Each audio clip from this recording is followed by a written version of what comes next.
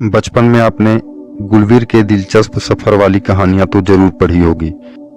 आपको कहानी भी याद होगी जब गुलिवर लिलीपुट नाम के एक द्वीप पर पहुंच गया था। वहां 15 सेंटीमीटर लंबाई वाले लोगों ने उसे बंदी बना लिया था। बचपन में ये बात हैरान करने वाली लगती थी कि बौने इंसान कैसे लगते होंगे। मन में ये सवाल भी उठता था कि इतने छोटे छोटे इंसान होते भी हैं या फिर कहानियों में ही इनका जिक्र मिलता है। आपका सवाल एकदम जायज है, क्योंकि इतने छोटे इंसान तो होते ही नहीं। लेकिन आज हम आपको एक ऐसे सच से रूबरू कराएंगे जिसके बाद बौनों को लेकर आपकी सोच एकदम बदल जाएगी।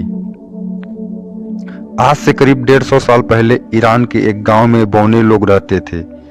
इस गांव का नाम है माखुनिक, जो कि ईरान अफगानिस्तान सीमा से करीब 75 किलोमीटर दूर है।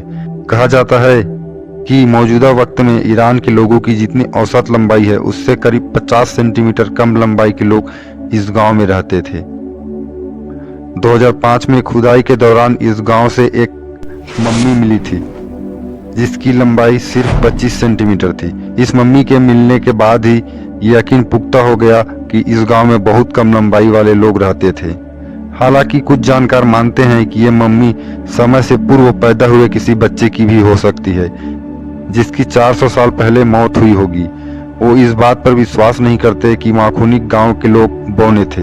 दरअसल माखुनिक ईरान के दूर दराज का एक सूखा इलाका था जहां चंद अनाज, जौ, सलजम, बेर और खजूर जैसे फल की ही खेती होती थी। इस इलाके के लोग पूरी तरह से शाकाहारी थे। शरीर के विकास के लिए जिन पौष्टिक तत्वों की जरूरत होती है वो इस इलाके के लोगों को नहीं मिल पाते थे। यही वजह थी कि यहाँ के लोगों का शारीरिक विकास पूरी तरह से नहीं हो पाता था। माखुनिक गांव ईरान के शहरी आबादी वाले इलाकों से बिल्कुल कटा हुआ था।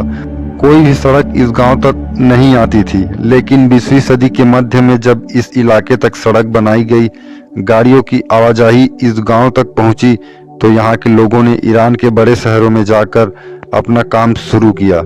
धीरे धीरे यहाँ के लोगों का खान पान बदलने लगा।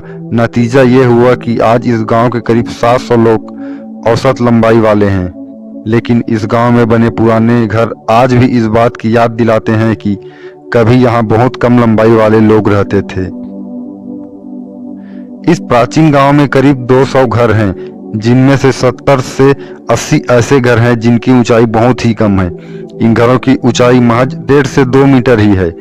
घर की छत 1 मीटर और 4 सेंटीमीटर की ऊंचाई पर है। इससे साफ जाहिर होता है कि कभी यहाँ कम लंबाई वाले लोग ही रहते थे। घर में लकड़ी के दरवाजे हैं और एक ही तरफ खिड़कियां हैं। ये घर बहुत बड़े नहीं हैं। घर में एक बड़ा कमरा है।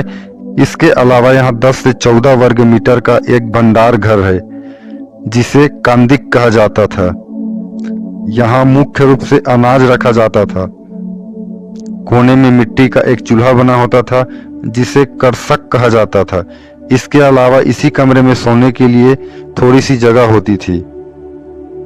जानकारों का कहना है कि इन छोटे घरों को बनाना भी इस गांव के लिए आसान नहीं होता था। गांव का सड़कों से जुड़ाव नहीं था। घरेलू जानवरों की मदद से गाड़ियां पर सामान खींच कर लाना आसान नहीं होता था। घर बनाने के लिए लोगों को अपनी पीठ पर सामान लाद कर लाना पड़ता था। शायद यही वजह थी कि यहाँ के लोग बड़े घर बनाने से कतराते थे। साथ ही छोटे घरों को ठंडा या गर्म करना आसान होता था। हालांकि आज इस गांव के हालात काफी हद तक बदल गए हैं। सड़कों की वजह से ये गांव ईरान के दूसरे इलाकों से भी जुड़ गया है। फिर भी यहाँ की जिंदगी आसान नहीं है। सूखे की वजह से यहाँ खेती बहुत कम होती है। लिहाजा यहाँ के लोगों को अपना घर बार छोड़कर दूसरे इलाकों में जाना पड़ता है। गाँव में रहने वाली महिलाएं बुनाई का काम करती है। इसके अलावा उनके पास कोई काम नहीं। यहाँ के लोगों की जिंदगी सरकार से मिलने वाली सब्सिडी पर भी निर्भर है।